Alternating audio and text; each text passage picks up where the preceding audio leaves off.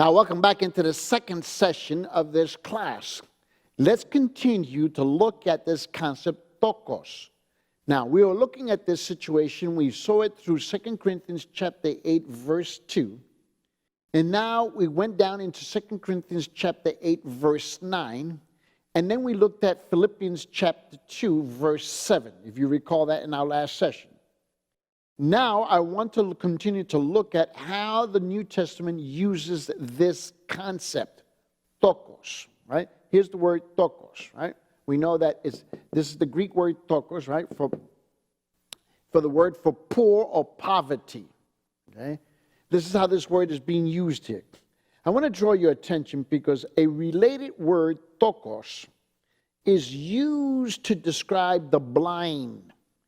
It's used to describe the lame, right? So this is how this word gets used, right? This word gets used to describe, okay, a person who has almost nothing, right?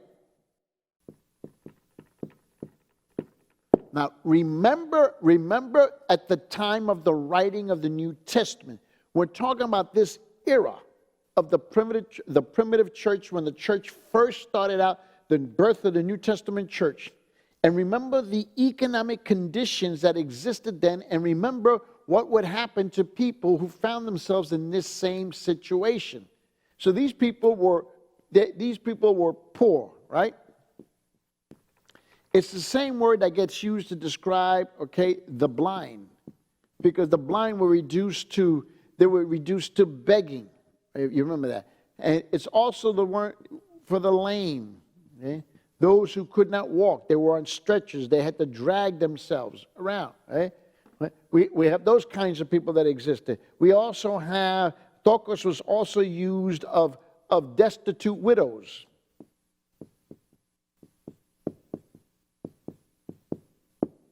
Destitute widows. These widows, they were left all by themselves. And remember, at the time of Paul, women did not work. They didn't go to a job. They didn't get a job. So they were left to themselves starving. And many times the women became prostitutes because it was the only way they could survive. It was the only way of surviving. They didn't have family. They didn't have friends. They didn't have neighbors who looked out after them. Some did, but the majority of them found themselves in a state of destitution, or they were reduced to having to beg in the streets and to do all kinds of horrendous tasks in order to gain a morsel, a bite to eat, a plate of food. Okay? And you remember that we had Lazarus. Remember Lazarus? The beggar? So you can see how this word is used, the tokos. This is how this is used here. Right? And I want you to understand that. Okay? So I need to drive home the point of the tokos, of being poor, poverty, since that's exactly what you insist on that I understand. You insist that I do not understand it, that we in the West do not understand it, we in the Americas don't understand it, that we in Britain don't understand it, that the Canadians don't understand it, that those in New Zealand and Australia don't understand it. You're always trying to convince us what we don't understand. And so I want to make sure you understand what you're saying to us. And remember, behind all of this has to be the question, why does this situation exist? And I want to show you this. Go to the book of Luke, in Luke chapter 14.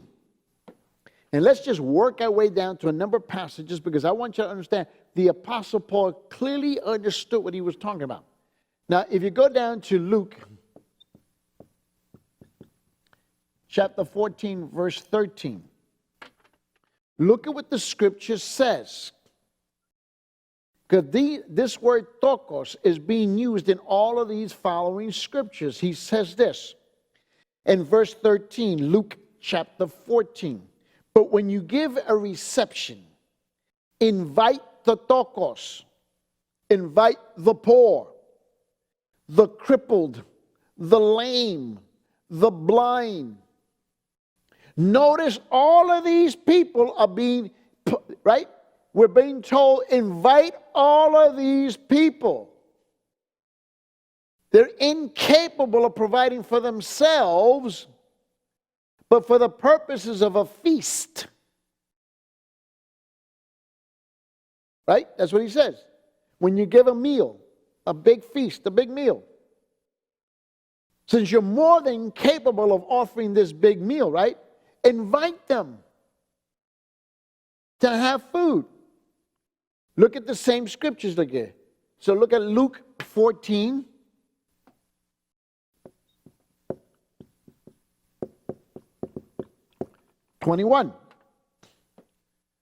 He says, and the slave came back and reported to his master.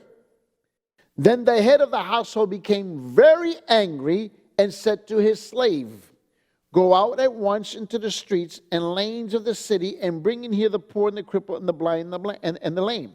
You see this? Now all the good people that were invited chose not to come, right? Now go back with me into Luke chapter 14 and look at the context of what's being said here to us in Luke chapter 14, right? Because this is talking about that, what do they call it? The Great Supper. Remember the parable of the Great Supper? Remember that? Okay? And so he says this to them, right?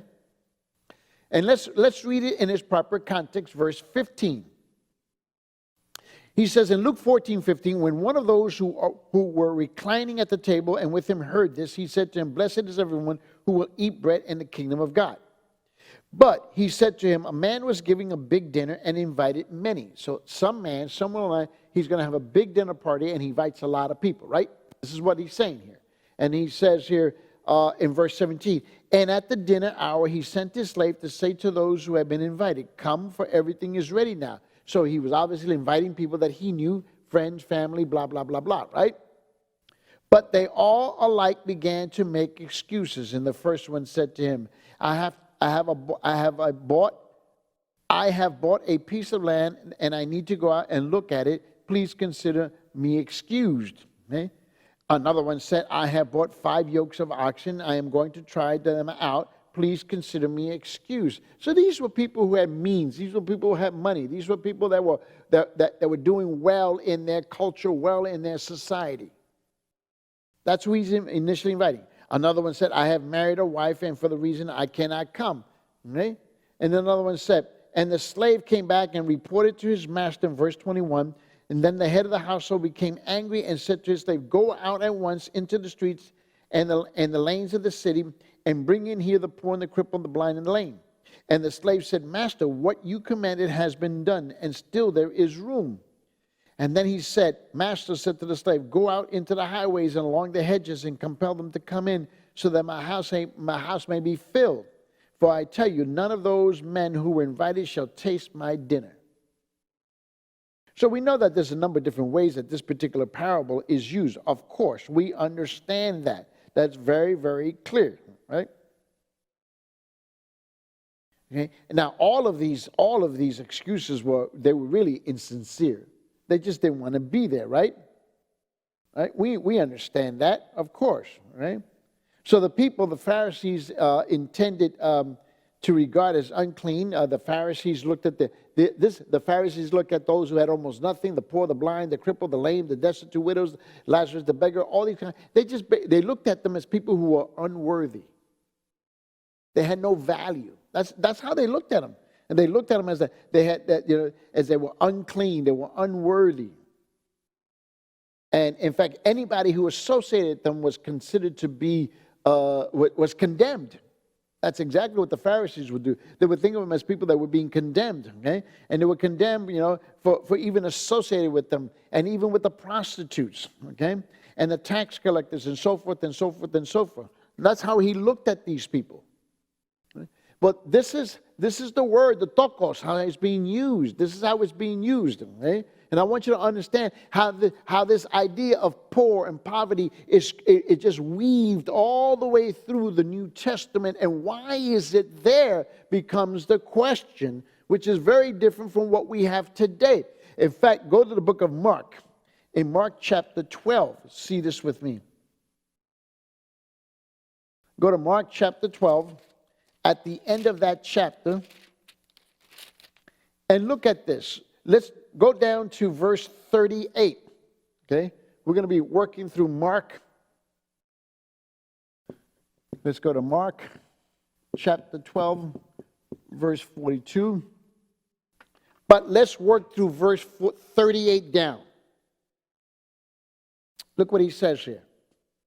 In his teaching, he was saying, beware of the scribes who like to walk around in long robes and like respectful greetings in the marketplaces and the chief seats in the synagogues and the places of honor at banquets. They like all this. Who devour widows' houses for the appearance sake, offer long periods. They offer long prayers. These will receive greater condemnation. And he sat down opposite the treasury and began observing how people were putting money into the treasury and how many rich people were putting in large sums. Now look at verse 42. And a poor widow came and put in 2 small copper coins, which amount to a cent. That is absolutely incredible. You know, a little copper coin was it was the smallest denomination in use. It was worth about 1/8 of a cent. You know, in my country, we have pennies, a cent. Well, the copper coin that she put in was only worth 1/8 of a cent. 1 penny, 1 cent. Well, it was only worth 1/8 of that. Right? That's all it was worth. And it says here that the widow in verse 42, she came and she put in 2 small copper coins, which amounts to a cent. Okay?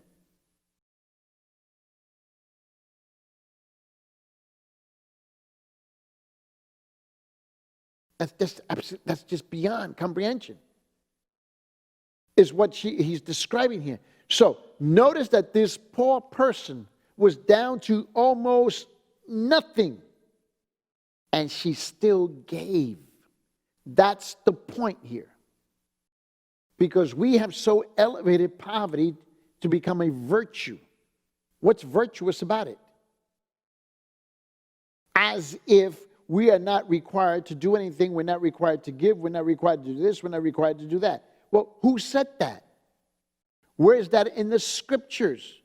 It's not there. And you see it very clearly here in Mark chapter 12 and verse 42. Well, look at Luke 16. Go with me to Luke 16, verse 20. Look at this. In Luke chapter 16, look at this in verse 20. And remember the parable of the rich man? You remember that parable? Look what is happening here. Look what it says here. Let's start in verse 19. And this is the rich man with Lazarus. In verse 19, Luke chapter 16, verse 19. Now there was a rich man, and he had habitually dressed in purple and fine linen, joyously living in a splendor every day. So this man, he had all this purple robe on him. He demonstrated his wealth, okay? I mean, and it was not cheap. This is who he was, right? And that's what's being described of him. And now look at the next verse in verse 20, where he says this. He says, and a poor man named Lazarus was laid at his gate covered with sores. And he literally ignored this tokos. This poor man, this tokos. And it says, and longing to be fed with the crumbs which were falling from the rich man's table, besides, even the dogs were coming and licking his sores, his wounds. Now the poor man died and was carried away by the angels to Abraham's bosom, and the rich man also died and was buried, and we know the rest of that story. Okay? We could clearly see that here. Okay? So I want you to understand, the Bible does not negate, the Bible does not deny that these people were in existence. These are the tokos of society. Well, the Macedonians, if you recall, right? They had confidence, and this is probably the biggest problem that I see today. Now, what is different? This is where most of the churches around the world today, this is how they see themselves. This is exactly how they see themselves. And so there is this divided line. So we got this divided line here. This is how they see themselves. Okay? But the Macedonians saw something different. Okay? The Macedonians saw something completely different. Okay? You know, the Macedonians, this is what was that. They had confidence.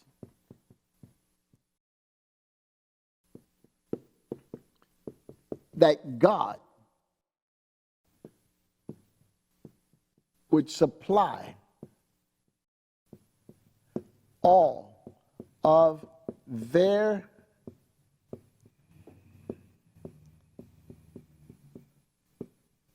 needs. That was the difference. See, a lot of churches today, they would tell you that all they can see is their need. They can't even see God. Now, the Macedonians, who were completely reduced down to tokos status, to deep poverty, to the katabatos tokia, that's where they were. They had hit rock bottom. But what was their heart attitude? They had confidence that God would supply all of their needs. Now, who are we talking about? We're talking about all the churches that were located in Berea, the Berean churches, plural. There were multiples of churches. We were talking about the Thessalonian churches, plural. We're talking about the Philippian churches, plural. And Macedonians had a completely different attitude, even though this is how they found themselves as tokos. They found themselves in the tokia, and the katabatos, in the deepest part of extreme poverty. Now, what is the result? What is the result of having this kind of attitude? What is so important about understanding this? Right? See, they were not chained to their poverty. They were free. Free from what? See, the Macedonians, they were free. Well, the question is, you have to ask yourself is, free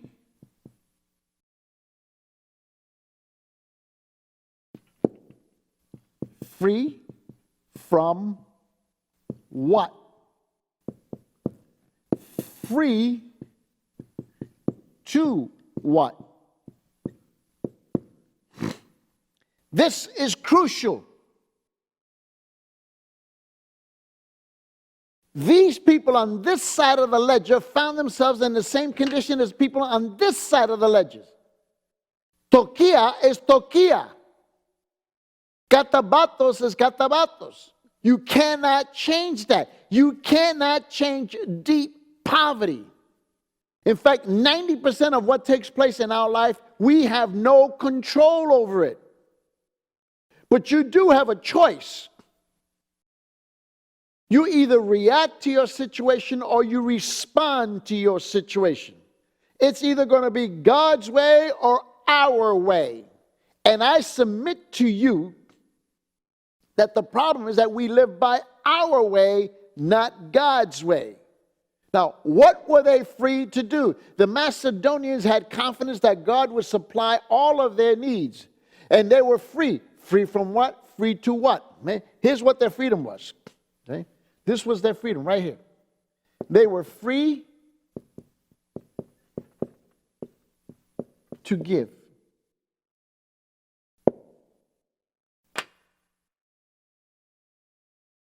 Because it did not matter to them. Their eyes were not upon the economic situation of their status in life. Their eyes were upon the God who can provide in spite of their economic status.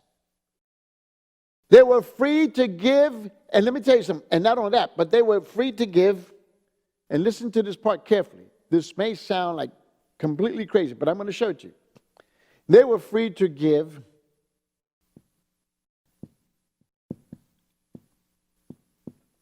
generously. That's how they were free to give. See, they understood something that we have seemingly forgotten about or never learned, or perhaps never just simply applied it into our lives. Let me show you this. Go to Psalm chapter 37. In Psalm chapter 37, see this with me, please. Look at what he says in verse 25. We know the verse. He says, I have been young and now I am old. In Psalm chapter 37,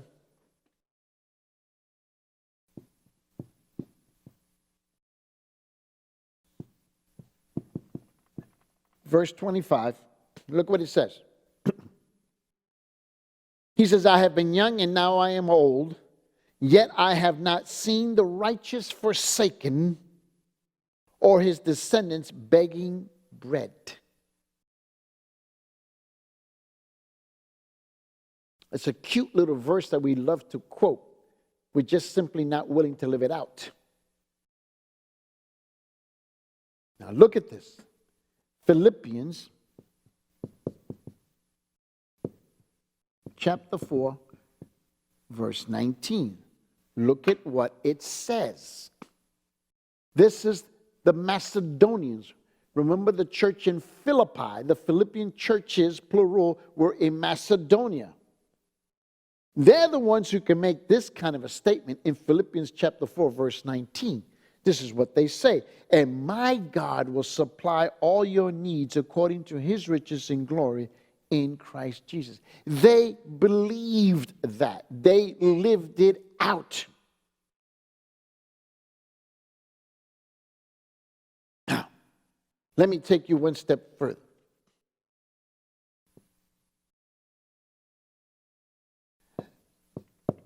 Devout Christians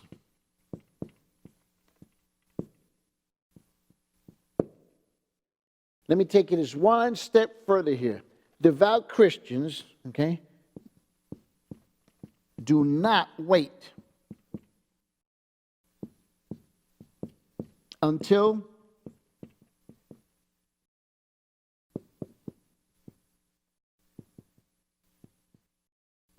they have more money.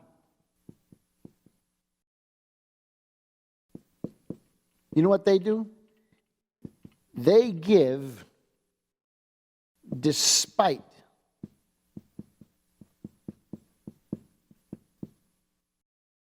their poverty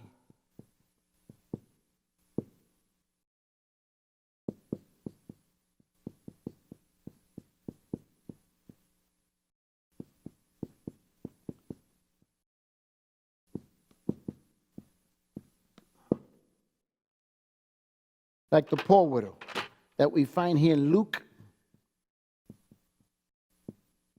chapter 21, verses 1 through 4. Now, look at this statement very carefully. Look at this statement very carefully here. Devout Christians. First of all, you have to ask yourself, is that what you are? Do not wait until they have more money. They give despite their poverty, like the poor widow. And this is the problem that I hear all over the world. You don't understand, Brother Eddie, we're just poor. That's why we don't give. No, you poor because you're not devout. You don't believe it. You actually do not believe in God. You believe more in you. In Luke chapter 21, look at this with me. Verse 1, 2, 3, and 4. Luke chapter 21, verse 1, 2, and 3, and 4. Look at what it says here, very carefully. It says, and he looked up and saw the rich putting their gifts into the treasury. And then he says in verse 2, and he saw a poor widow putting in 2 small copper coins. Then he said, truly I say to you, this poor widow put in more than all of them. Right? He's saying, right? That's what he says here. Right? In Luke 21, he says, and he put in more than all of them. That's just absolutely amazing. It's just amazing. Okay? In other words, she put in more in proportion to what she had. It was more in proportion to her means. It was more in proportion to her ability. Okay? That's what. Therefore, in the sight of God, it was more. Look what he says. And he saw a poor widow putting into small copper coins, and he said, truly, truly, I say, this poor widow has put more than all of them. For they all out of their surplus, out of their extra, they put into the offering, but she out of her what? Out of her tokia, where she is now deep in poverty, almost to nothing, right? This is the woman that finds herself in the katabatos tokia, right? She's a toko. She's down, reduced to what? Almost nothing. For they all out of their surplus put into the offering, into the offering, verse 4. But she out of her poverty put in all that she had to live on. All that she had to live on. She gave her next meal away. That's mind-boggling. It's counterintuitive to us today. We would not do that. We would think somebody was completely crazy. Well, let me take you a step further. Now, let me take you to Luke. Let's go back to Luke. Okay? Let me take you back to Luke chapter 16, okay? And I want you to see this in verse 10. Now let's go back to Luke chapter 16. We know the story. Okay? All right? And the story is about the parable is about the unjust servant. Okay? He was unfaithful. He was unjust. He wasn't right. But Jesus said this in verse 10. And I want you to see this with me. He says, and it really becomes crucial to your understanding of this subject. He says, verse 10, he who is faithful in a very little thing is faithful also in much. And he who is unrighteous in a very little thing is unrighteous also in much. Listen. Giving, listen to this statement very carefully. Look, giving is not a matter of how much one possesses. Giving is not about how much money is in your pocket. Giving is not about how much one possesses. That's not giving. That is not giving. But giving is an expression of an unselfish and loving heart. Did you hear what I just said? Giving is not about your possessions or how much you have in your possessions. Giving is about an expression of a loving and unselfish heart. And that's exactly what we do not see in many, many poor churches around the world. What we see is a selfish and unloving heart because they are now on survival mode. It's about us for and no more. See, your problem is not economic poverty. Your problem is cultural deprivation and a sinful, egotistical heart. That's the problem. Giving is not a matter of how much one possesses. In fact, it's an expression of an unselfish and loving heart. Now, the Macedonians, given everything we've spoken to them about, the Macedonians refused to allow their poverty, listen to me carefully, the Macedonians refused to allow their poverty to stifle, to prevent their generosity, made them models of Christian giving until this very day.